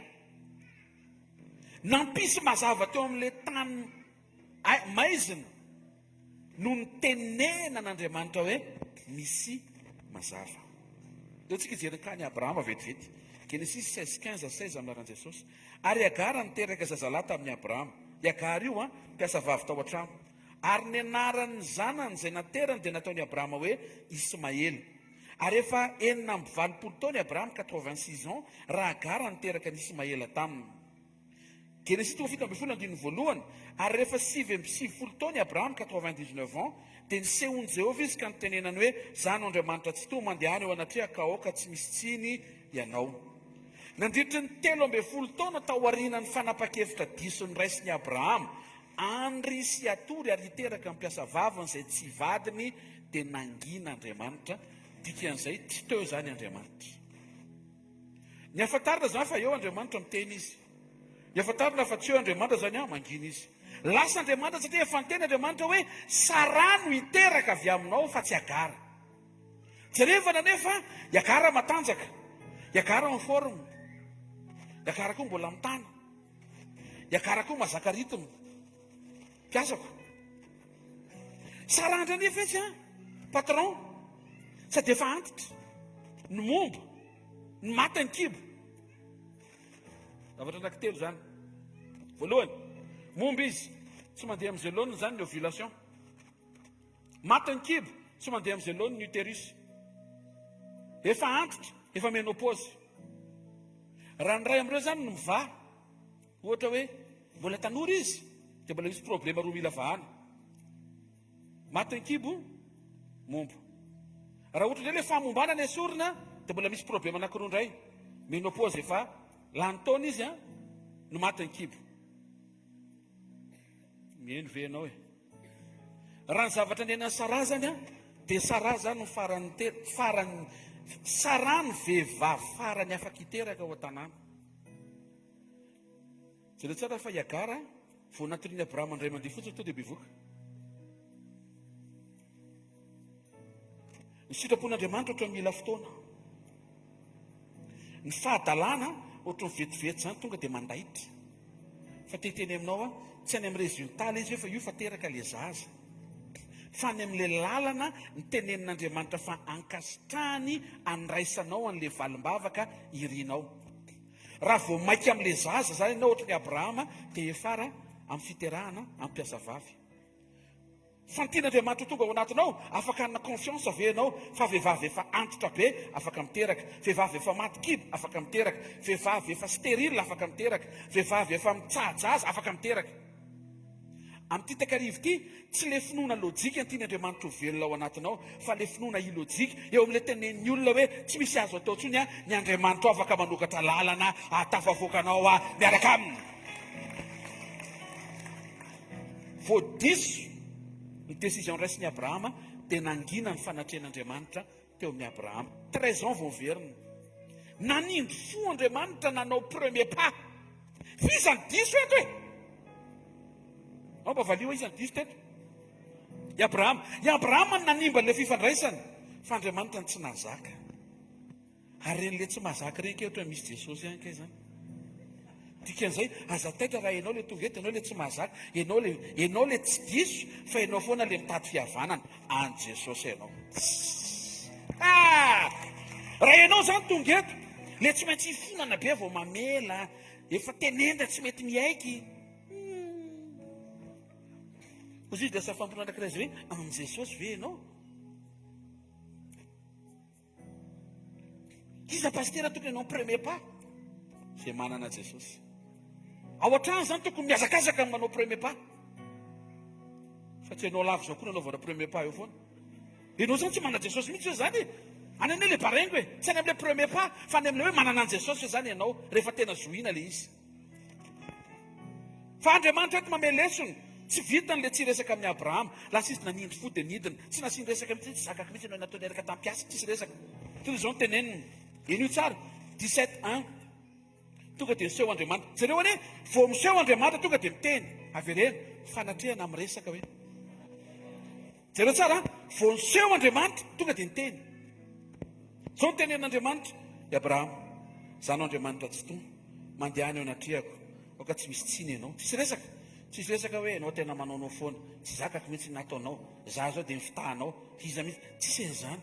Ino koa zany mila mianatra ohatr'izany, tsy be kadradraka, tsy be kafara. Tenenina akaikinao, tsy voatery mitantara be ianao hoe, fa tonga dia manindry fo fotsiny hoe, dia mamela heloka hoe. Amen. Rehefa tonga izay fotoana izay, eo amin'izay anao manao an'le zay sy paster jiva mbola hikotrana an'iny fa zay memezany, tsy maintsy mbola ho hainay iny. Amen, paster raha tokoa. za matahotra meo fotoana fotsiny zay pasteur voleo koa mahay nisy mbola efa may ay alleloia Mosesy Exodus 33:11 naran Jesosy ary Jehova ny teny mifanatrika tamin'ny Mosesy tahaka ny olona miresaka amin'ny sakaizany ary niverina nakao amin'ny toby izy fa ny mpanompo dia Jesosy azatovo zanaky nona tsy niala tamin'ny lay. Le mahasakaizaka ao amin'ny fifampiresahana ny fanatrehan'Andriamanitra miresaka dia mitady sakaiza ifampiresahana. Tonga dia itsiko isika amin'izay zao Jaonina 15:14-15 amin'ny anaran'i Jesosy. Ianareo ny sakaizako ny tompo aminao raha manao arak'izay andindiko anareo. Tsy ataoko hoe mpanompo intsony ianareo fa ny mpanompo tsy malala zay ataon'ny tompony fa efa nataoko hoe sakaiza ianareo satria zay rehetra areko tamin'iraiko no nambarako taminareo. Hoy Jesosy eto ny sakaiza presaka amin'ny finoana. Zay tenenin'Andriamanitra zany dia tokony tonga dia inonao. Ianao zany tsy le atao contre-attaque dia ireny finoanao fa zay le fifankazarana ara-pifampiresahana tokony ho volenao miaraka amin'Andriamanitra. Ary tadio fa Andriamanitra tsy miteny zavatra hoe eo amin'ilay lojika anao satria izy anie Andriamanitra. Izy zao tsy miteny hoe rehefa tonga ny volanao novambra sy desambra dia maniry ny lojisisa manga. Amen Jesosy. Tsotra zany izy rehefa miresaka aminao fa zao teneniny mbola isy efa bolana vao tonga amin'ny fararana fa za milaza aminao efa masaka izy androany. Zavatra ohatrany tsy mampino hoe mois de juin efa hiditra ve dia mitsimoka ny lotisia. Fa za teteny aminao raha Andriamanitra no miresaka aminao an'izany avelao any ny siansa sy ny SVT sy ny siansa végétale agronomique sy agricole ary zay taonao any sady mahay milomany any ianao manao an'izany fa maneke anao fa raha ny tenen'izay Andriamanitra mivoaka eto ianao rehefa avy eo afaka hita manga amin'ny fomba magaga isy olona ivatra le tsy tamiko zay le hoe mandeha amin'ny finoana. Preuve anankiray hafa indray nanantona aviavy Jesosy dia hozy izy ny tenin'Andriamanitra hoe mbola tsy fotoana mbola tsy saison de récolte ny aviavy. Tsy haiko hoe mois de inona ny saison de récolte ny aviavy ataontsika hoe mois d'août. Tonga teo Jesosy dia zao teneniny aiza ny fruit. Nefa le saison fatany tsara fa mbola dans 2 mois. Satria Jesosy mahafantatra fa tsy ao amin'ny saison fruit fa entin'ny fanatrehany. Ka eo amin'ny toerana misy ny fanatrehany tsy maintsy misy vokatra eo, misy vokatry ny fanahy. Ka rehefa miteny zavaka Jesosy dia miomana ianao tsy miteny izy eo amin'ilay niveau lojika. Zao zao tiany olona hoe ohatra anangom-bola ianao anitry ny 20 taona ho ampiko ny tananao dia azo trano bongo kely zay ianao rinan'izay dia zao lojika tokoa zany fa ny tompo zao tsy zay. Zao teneniny alohan'ny farany taona mahazo trano ianao. Izy anie Jesosy tsisy vola tsy volanao le izy ka tsy volanao le izy za fotsiny te hanome le izy.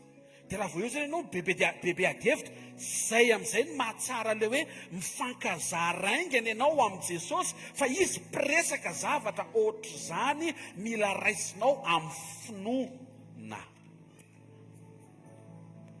Ny sakaiza dia presaka amin'ny finoana. Presaka amin'ny finoana sady mpankatoa ho Jesosy. Presaka amin'ny finoana sady mpankatoa mahalala zay ataon'ny tompony. Sady mpankatoa no presaka amin'ny tompony dia tonga hatrany amin'ny firesahana ny izay ataon'ny tompo mpaniraka.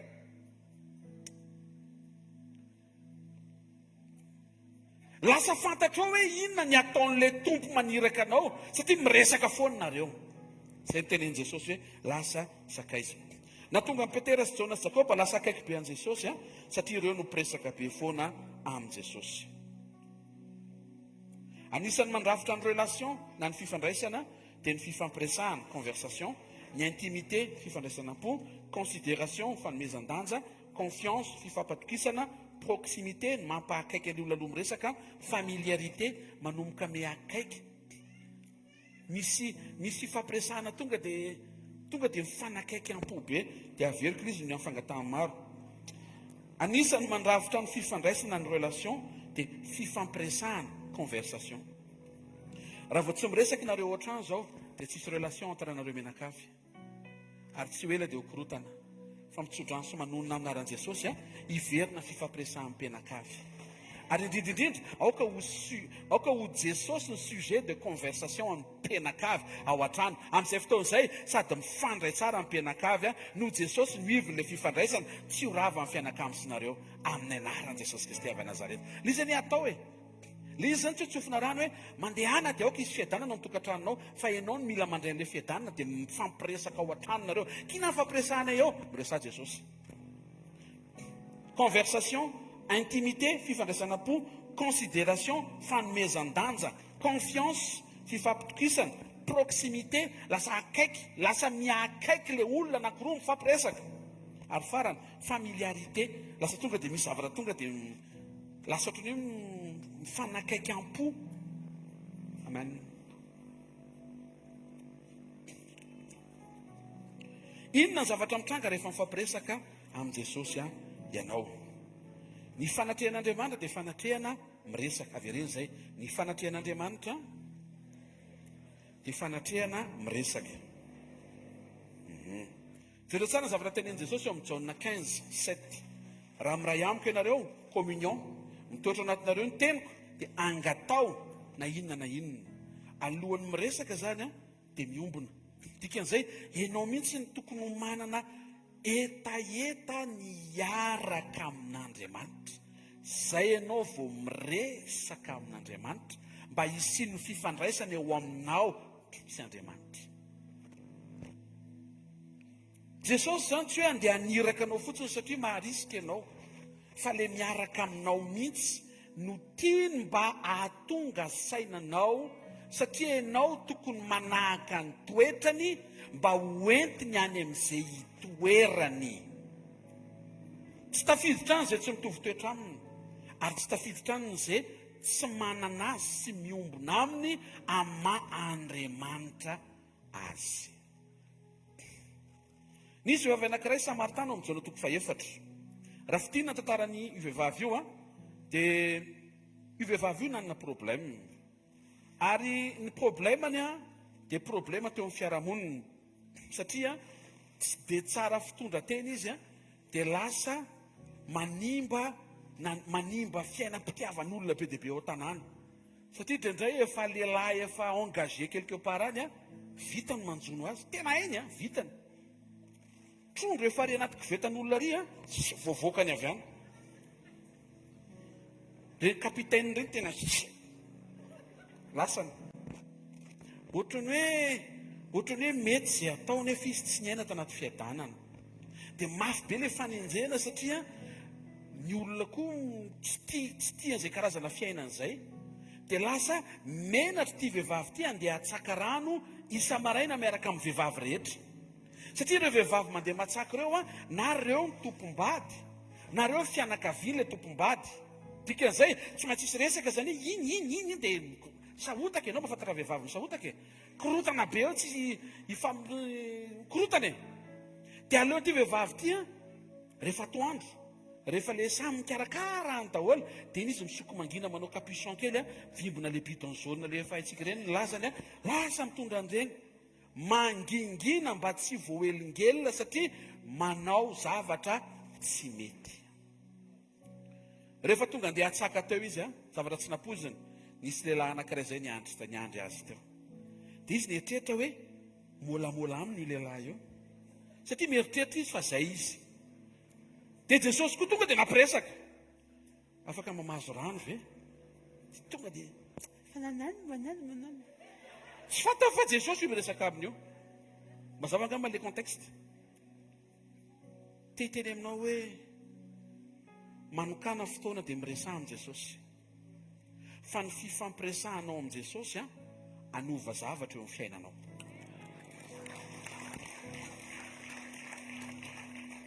Anova zavatra eo amin'ny fiainanao. Ty vehivavy ty, ozy ny teny frantsay hoe perdu dans la nature. Very, ty vehivavy ty ne mampalahelo hoe. Misy zavatra tsy hitany ane teo amin'ny fiainana matoa izy mivenjivenjy. Mino fa ty vehivavy ty tamin'ny mbola kely mety natsony ny mamany sy ny dadany hoe princesse. Ary mino fa ny ray aman-dreny tsotsodrano azy hoe mandehanaka i dia manambady indimy a. Tsisy ray aman-dreny maniry an'izany. Mba naniry fiainana tsara ho an'io izany ihany le ray aman-dreny, fa rehefa nandeha ny lalam-piainana tsy izay ny ainan'ity vehivavy ity. Ny tena marina mampalahelo le tompom-bady satria ny ala le lehilahy, mampalahelo koa le lehilahy mora voasariky na vehivavy, fa mampalahelo koa ty vehivavy ity. O zao misy tsy manaiky an'izay io io vehivavy io tsy mampalahelo, to dia mideny amponjy io. Manana ny fony Jesosy fa Jesosy tsy nanameloka an'ity vehivavy ity. Tandremo ny fonao meloka izay tokony tandremana fa avy ao ny avian'ny fiainana. Fa raha ataontsika hoe havanao akaiky io madamy io, hainao nanamarina azy. Enio tsara. Mahatonga ny olona tonga dia haingana be mihitsy hoe tonga dia gadoranga satria tsy havanao io. Fa raha hoe cousine, tantine, fa fangatsy zavatra atao mangatsy tsy azo atao lamiampy le satria havanao. Manana ny fony Jesosy, Jesosy tsy manameloka izany. Mahita hirika foana Jesosy hisaovena an'izay rehetra ao anaty fahaverezana. Ty vehivavy ity tsisy te hiresaka aminy, fa mahavariana Jesosy te hiresaka aminy. Zany Jesosy zany, Jesosy te hiresaka amin'ny olona, tsisy mpiresaka intsony. Niresaka amin'izay izy Jesosy. Zavatra niova ny fomba namantaran'ity vehivavy ity an' Jesosy. Te hilaza aminao arakaraky ny androsoanao mifampiresaka amin' Jesosy, dia ho fantatrao lalindalina koa hoe iza Jesosy. Jona 4:7 amin'ny anaran'ny Tompo. Nahoana ianao ny jiosy ka mangataka amiko hosotrono, nefa za vehivavy Samaritana. Ny namantaran'ity vehivavy ty an' Jesosy voalohany jiosy. Fa rehefa nandeha ny fifampiresahana, ny 9:7 anaran'i Jesosy, 9:7, Tompoko, hitako fa mpaminany ianao. Miova le izy. Nyainga tany amin'ny hoe jiosy ianao, jiosy tsy manandrara aminay, jiosy tsy tianay, zay koa tsy tianareo, tsy tokony fampiresaka tsika. Dia niova arakaraky ny fampiresahany Jesosy sy ty vehivavy ity. Nanomboka ny sokatra tao anatin'ny fony hoe ay ianao ke mpaminany. Ary mbola nitoy zao amin'ny 9:20 verset 25 minaran'i Jesosy. Hoy raha vehivavy taminy, fantatro fa avy Mesia ilay atao hoe Kristy, ka rehefa tonga izy dia ambarany amintsika ny zavatra rehetra.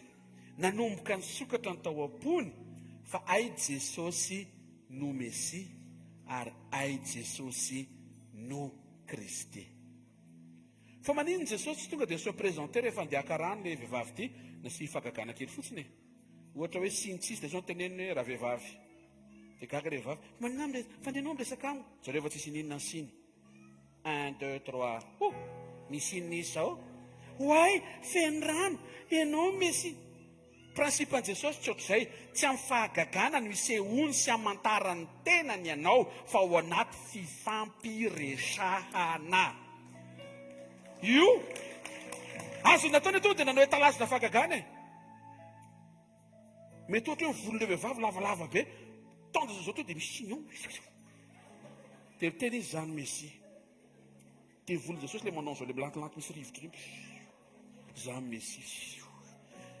Tenena akaikinao, tsy spectacle le izy hoe, fa conversation le izy hoe.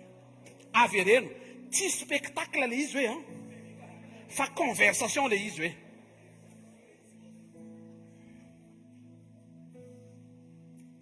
Jiosy tsy tokony fampiresaka amin'ny Samaritana. Zay no namantaran'i Jesosy, lasa mpaminany mahafantatra ny fiainany miafina nananany tao an-tranony. Tonga hatrany amin'ny nahafantarana fa ay Mesia tonga monjy ny rehetra, tsy ny jiosy ihany, fa ny Samaritana ihany koa satria izy Samaritana.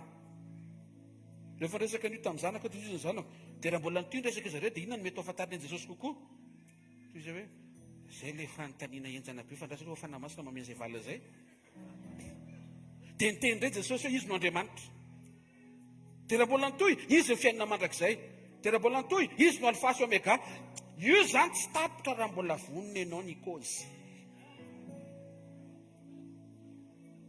If you will to cause. Raha mbola ao anatinao no hoe hiresaka amin'i Jesosy, dia vonona izy mbola hiseho aminao. Ary le fisehony aminao mihoatra. Miazaka za mifampiresaka amin'i Jesosy bebe kokoa. ahafahany mahazo aina miseho aminao bebe kokoa, bebe kokoa. Aza mandany andro amin'ny zavatra tsisy dikany. Atokano an'Andriamanitra ny andro mpiainanao sisa, dia mitombo amin'ny fahalalana ao an'Andriamanitra. Fa hozy Jesosy ny atao hoe fiainana mandrakizay dia izay mahafantatra an'Andriamanitra sy Jesosy Kristy izay nirahana. Ka matoa zany ianao nomena an'ilay fiainana mandrakizay, dia tokony ho fantatrao zany iza tokoa Jesosy. Tatoringa zao rehetra amin'ny torovolom-belona dia hoe Jesosy voninahitry n'Andriamanitra, fa Jesosy mpamerina ny olona efa ho faty. Fa nisy olona izay tany aminay, tsy izay noteneniny teo. Fozy izy, za mihitsy nefa saika lasa fa naveriny Jesosy. Zay le karazana fahafantarana manokana zay le tiako hanairana anao, fantara manokana eo amin'ny fiainanao ho anao ny fisehoan'i Jesosy ho anao. Inona koa ny zavatra mety mihitatra sy miova rehefa mifampiresaka amin'i Jesosy ianao? Lasa mihefantatrao ianao. Tenena akaikinao, raha vao mifampiresaka amin'i Jesosy ianao hoe dia mihefantatrao Jesosy hoe, dia mihefantatrao ianao hoe. Lasa ny nahafantatra amin'ny tenany ity vehivavy ity. Aina izy araka tsy nahafantatra ny tenany. Fa arakaraka ny fampiresahany tamin'i Jesosy no namantarany hoe fa inona moa ny ilanay e. Eny tsara. Ty vehivavy ity zao mety eritreretintsika hoe nampijaly lehilahy. Fa rehefa tena mandinika io vehivavy dia lasa ny sainy. Ary ohatran'ny zaka ny tena mijaly fa tsy lehilahy. Fa rehefa niaona tamin'i Jesosy izy, zareo tsara, matoa izy niova vady indimy. Ny teny le lehilahy hoe mila anao dia avy eo ny teny le lehilahy hoe tsy mila anao tsondray indimy. Fa rehefa niresaka tamin'i Jesosy izy, dia nanomboka nisokatra ny tao anatin'ny fony hoe izy le tsy ilain'ny lehilahy sy ny fiarahamonina, ilain'i Jesosy Kristy. Sy mahentiaka ho an'Andriamanitra. Izy ty vehivavy ty, dia Jesosy no teny taminy, Jaune 4:17. Raha vehivavy anaran'i Jesosy, raha vehivavy namalaka anao taminy hoe tsy manambady dia hoy Jesosy taminy, marina izany lazainao zany, tsy manambady ianao. Anankiray aloha zay, tsy manambady ianao. Mihaino tsara tsika, tia Jesosy teneniny, tsy vita mariazy ianao. Tsy vita mariazy ianao io. Faharoa, ny 9:20, efa nanambady indimy ianao sady tsy vadinao le toeranao ankehitriny. Manambady maro ianao nefa tsisy vadinao reo, janga ianao. Ty vehivavy ty zany mety tsy natsapany teny ho vehivavy janga, fa nieritrereto izy hoe vehivavy collectrice, mpanao collection. Hitanareo ve? Raha mbola tsy mifanena amin'i Jesosy ianao, dia ho fitahany devoly ny identité heverinao fa zay ianao, nefa ianao tsy zay. Ianao tsara be ao am-pon'Andriamanitra, ary zay le tsara be zay tian'Andriamanitra verina rehefa mifampiresaka aminy foana ianao, fa tsy mitoloko eo amin'izay mety ho heveriny ny fiarahamonina fa hitsarana anao. Hozy Jesosy, tsy manambady ianao, raha izay. Fa faharoa, manambady maro ianao, vehivavy janga ianao. Fa fahatelo, evangelista ianao. Alleluia! Tsy tia vehivavy ty ny hoe ohatra mahafinaritra mahazo bafila zany fa andeha hanao evangelista. Fa Jesosy no nanaitra n'le vocation efa tao. Nanana talenta ty vehivavy ty. Ty vehivavy ty mahay mambabo. Vao miteny tonga dia voasarika ny lehilahy. Fa ny olana nampiasainy ho an'ny tenany égocentrique, nampiasainy ho an'ny nofony sy ny plezirany vatany. Nefa Andriamanitra nametraka an'ilay fahaiza mambabo ho ampiasaina ho amin'ny fanjakan'Andriamanitra, ho amin'ny fitoriana filazantsara, ho amin'ny fampahafantarana hoe iza Jesosy. Lizany ao an fa avelony devoly amin'ny zavatra tsy izy fotsiny. Prof, rehefa nanomboka niaona tamin'i Jesosy ty vehivavy tika mifampiresaka taminy, hozy izy ny Jaune 4:39 narany tompo, ary maro ny lehilahy Samaritana avy tao amin'izany tanàna zany no nino an Jesosy no ny filazany raha vehivavy. Avy amin'ny fahafantarany tenany sy ny fahafantaran'ny olona azy dia lasa evangelista tao amin'ny programan'Andriamanitra ity vehivavy ity. Miangavy ianao a, mifampiresah ianao amin'ny Jesosy, misy zavatra tsy ampozinao, misy zavatra tsy fantatrao, misy zavatra mety tsy eritreretinao, fa tian'Andriamanitra iainanao sy ampiasananao, iarahany miasa aminao. Mety vehivavy janga ny fahitanao anao tonga eto, sy mety ho fitarafa ny fiarahamonina anao eto, fa Andriamanitra mahitanao evangelista mahery vaika be, hitondra ny anarany a sy hitory ny anarany a any amin'izay tanàna sy toerana andrahany ianao. Avy amina vehivavy manjono lehilahy ho amin'ny filany, lasa vehivavy manaraty lehilahy ho an'i Kristy. Rencontre ny ilainao, dia conversation no hitahiry ianao. Rencontre amin'ny Jesosy. Ty vehivavy ty égocentrique, misaina ny tenany, nefa tsisy mino azy tsony, satria manamary-tena izy. Fa rehefa nifanena tamin'i Jesosy, niresaka tamin'i Jesosy, lasa vehivavy kristocentrique, presaka Jesosy, mizara mba hinon'ny olona ny Jesosy, ary izy ny tenin'Andriamanitra, mariny. Fahatelo farany a, amarana, ho fantatrao bebe koa ny tena ilainao arakaraka ny fampiresanao amin'ny Jesosy. Jaona 4:13-14 anaran'ny Tompo. Jesosy namalaka anao taminy hoe zay rehetra misotro ty rano ty dia mbola ngetaeta indray. Fa nizaniza misotro ny rano zay omeko azy dia tsy angetaeta mandrakizay. Fa ny rano zay omeko azy dia ho loha rano miboiboika ao anatiny ho fiainana mandrakizay. Arakaraka ny nandrosoa ny fifampiresahana izy mianaka no nanokafan Jesosy ny fony ty vehivavy ty alala fa misy tsara lavitra noho ny rano avy ao anaty fatsakana, loha rano apetraka Andriamanitra ao anatin'ny olona. Avy amin'ny rano heverina fa mampitsahatra, lasa nahazo révélation fa Jesosy afaka manome rano, tsy mampangetaeta intsony. Hitarika ianao Jesosy avy amin'ny fijeriny nofo ho amin'ny fijeriny fanahy, le tena hasoanao mitondra fiainana sy mitondra fahavelomana, arakaraka ny fampiresahanao amin'Andriamanitra. Jaona 4:28-29 aminaran'i Jesosy. Dia nandao ny siny raha vehivavy ary nakany tanàna ka nanao tamin'ny olona hoe andeha izaha izaroa lehilahy izaroa izay nilaza tamiko ny nataoko rehetra, zao anga no Kristy. Avy amin'ny etaeta azo rano avy ao anaty fatsakana, hoentina anaty siny, zareo tsara fa le siny mihitsy ny tonga dia nafoiny. Nefa io no antony natongavany teo, misy zavatra miova ao anatinao rehefa tena mifampiresaka amin'ny Jesosy foana ianao. Inona no nampangetaita an'ity vehivavy ity rehefa tonga teo niaraka tamin'ny siny izy? Rano. Fa rehefa mifanena tamin'i Jesosy, lasa tsy nangetaeta rano, fa lasa nangetaeta hitory Jesosy. Mahatonga le fitoriana Jesosy mitsoka, le fifampiresahana amin'ny Jesosy mihitsy ny tsy ampy, dia tsy tsapanao ny asarobidin'le izy. Nefa raha ianao io arany tsy niresahan'olona momba an'i Jesosy tamin'izany, mety very ianao. Dikan'izay, tandremitra dia misy olona very ihany, satria tsy mety miresaka momba an'i Jesosy ianao eo amin'ny manodidina anao. Tena izy tsy vita fitaina, tsy misy olona sao dia tsara Jesosy. Efa vitsy izay mba asio teknika, mba hifantohy, ampiasao fo, mba asio zavatra, mba asio takty. Fa mihinao fampiasan'ny Tompo. Zavatra sura dia zao, ny fanatrehan'Andriamanitra dia fanatrehana miresaka. Ary arakaraka ny fampiresahanao ny fanatrehan'Andriamanitra, ho fantatrao bebe koa Jesosy, ho fantatrao bebe koa ianao, ary ho fantatrao bebe koa izay tena ilainao.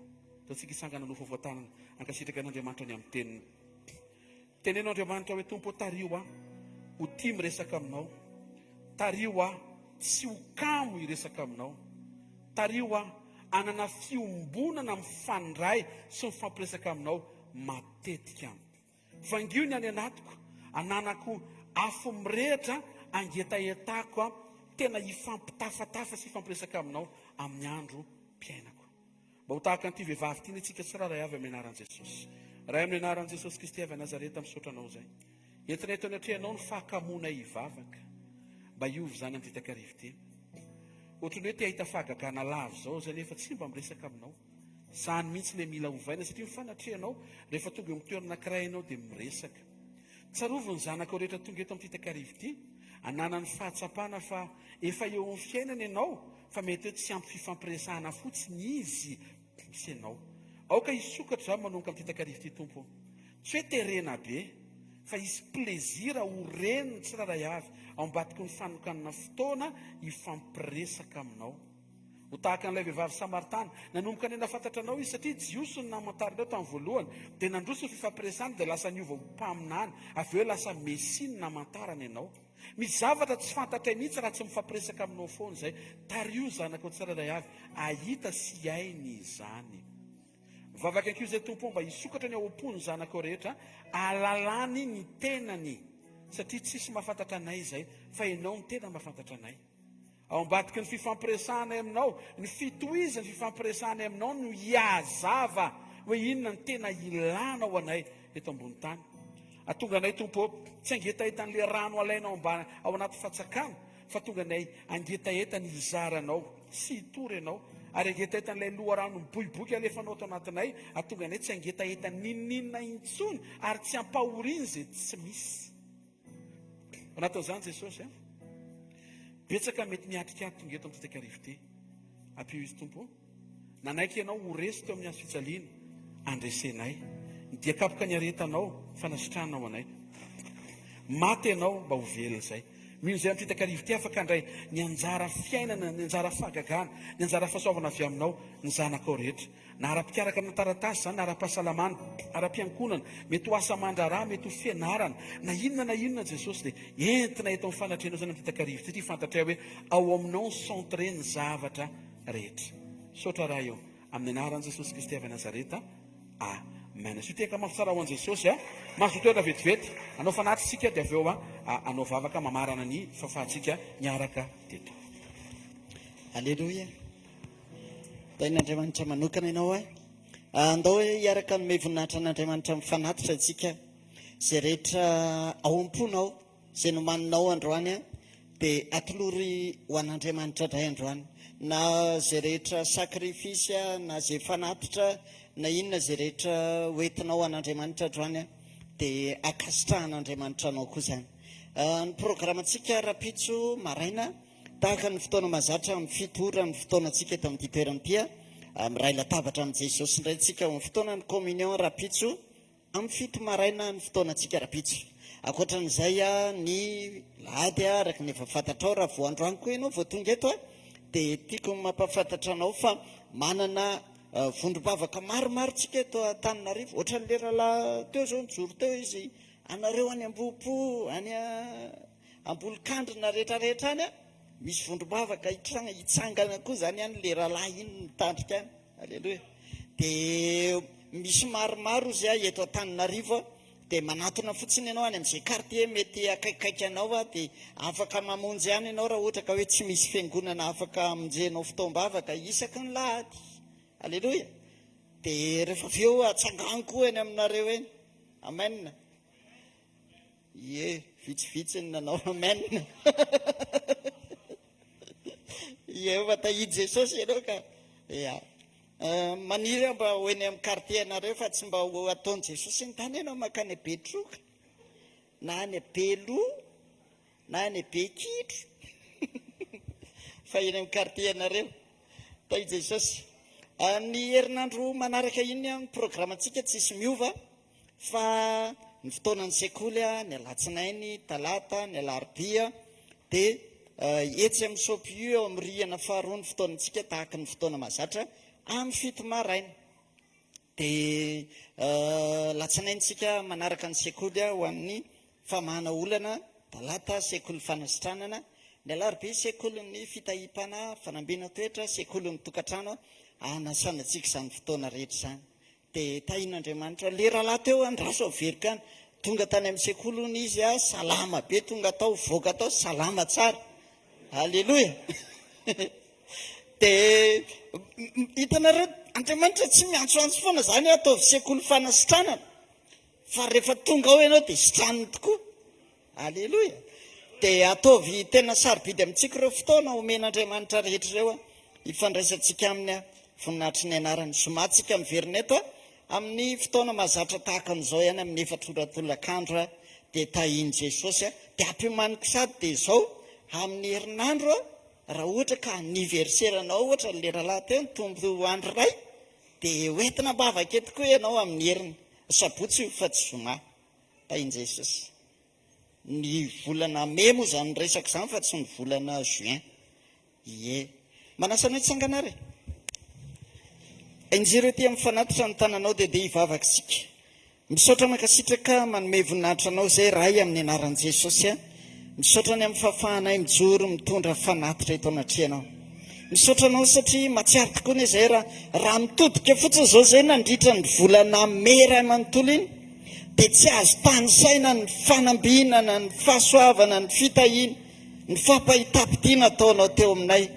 Ianao nefa tsy mba mitaiky aminay hoe inona no nataonao tamin'izay rehetra nomeko anao, fa ianao tonga fotsiny dia mijery anay amin'ny fonay amin'izay rehetra hoentinay manome voninahitra anao. Jesosy a, tena kely loatra izay nentinay androany raha miohatra tamin'izay rehetra nataonao, fa ny fonay manontolo kosa mankasitraka anao manome voninahitra anao. Dia mba hankasitrao izay rehetra fanatitra netiny tsirairay tamin'ity androandroany ity voninahitra naranao a, mankasitraka ray anaran'i Jesosy. Amen. Ndao hitaika mafitsika hanome voninahitra an'Andriamanitra. ao avao tananao dia asio fisaorana mamy be ho an' Jesosy. Ny ampahafahantsika menakavy kely araka teto anandreny teny fa i Andriamanitra rehefa miseho sy manarika eo amin'ny toerana anankiray a dia miresaka izy. Misaotra ray amin'ny anaran'i Jesosy a, mankasitraka ny amin'ny teny a, misaotra ny amin'ny fanatrehanao a izay niresaka taminay. Ary raha hiala eto ny tsirairay avy dia tsy ho varim-bariny izay fa tena atsiaro amin'ny finoana fa tena miaraka aminay ianao na izanaiza andehananay. Misaotra ray amin'ny anaran'i Jesosy. Tsarovy izay rehetra tonga eto izay manaraka ny direkta ho tainao, ho arovanao, ho totsoany misy tokantrano ary ho tehirizinao. Amin'ny anara maheran'i Jesosy Kristy velona masina sy manan-kera avy Nazareta. Amen. Raisy mitsotra izay tononona amin'ny anaran'i Jesosy a, tanteraka eo amin'ny fiainantsika amin'ity alina ity amin'ny anaran'i Jesosy manao hoe hitanao aneny tomboka iaronao a, ampamirapiratra ny tavany aminao neny tomboka mila fo aminao, anandratra ny tavany aminao neny tompo a, ka nomenao a fiadanana. Mandehana amin'ny anaran'i Jesosy. Fa fanatrehan'Andriamanitra mitondra ny fahafenoan'Andriamanitra sy ny fahafenoan'ny zavatra rehetra ho eo amin'ny fiainanao. Ho tsara famaranana n'ity volana ity ianao amin'ny anaran'i Jesosy, ary ho tsara fanomboana ny volana manaraka eo. Tsofina rano sy tononona mazoto miresaka amin'ny tompo ianao amin'ny anaran'i Jesosy a. Amen. Zareo ny fahasoavana fa ny fahasoavan'Andriamanitra no maty izao a, ary ny fahasoavan'Andriamanitra no maty izao anareo a. Amen. Tiaka mafy vetsika ao an' Jesosy a, tainy tompo daholo a. Alleluia.